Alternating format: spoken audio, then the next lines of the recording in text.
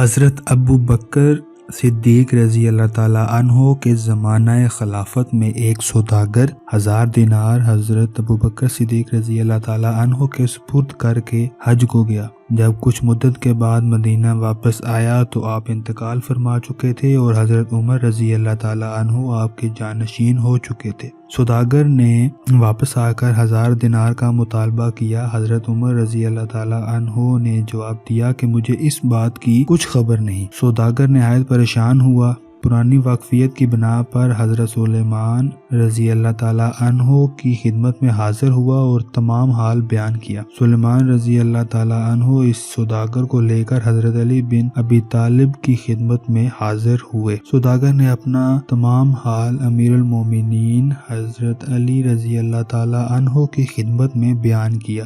امیر المومنین حضرت عمر رضی اللہ تعالیٰ عنہ کے پاس آئے اور فرمایا کہ بی بی عائشہ رضی اللہ تعالیٰ عنہا سے اجازت لو تاکہ جس جگہ امانت دفن ہے میں اس جگہ کا نشان دوں۔ یہ سن کر حضرت عمر رضی اللہ تعالیٰ عنہ نے فرمایا یا ابو الحسن، کیا حضرت ابو بکر صدیق رضی اللہ تعالیٰ عنہ آپ کو اس راز کے بارے میں آگاہ فرما گئے تھے؟ آپ نے فرمایا جب تم سے ہی یہ بات انہوں نے نہیں کی تو پھر مجھے کس طرح بتاتے، لیکن خالق اکبر نے زمین کو حکم فرمایا ہے کہ مشرق سے مغرب تک جو واقعات اس پر گزریں وہ مجھ سے بیان کرے۔ اس کے بعد آپ دیگر اصحاب کے ہمراہ بی بی عائشہ رضی اللہ تعالی عنہا کے گھر پر تشریف لے گئے اور ایک جگہ کی طرف اشارہ کر کے فرمایا کہ اس جگہ کو قد آدم کھود دیں۔ جب مقررہ حد تک کھودا گیا تو ایک برتن برآمد ہوا تو اس میں 1000 دینار تھے۔ اس طرح امیر المومنین حضرت علی بن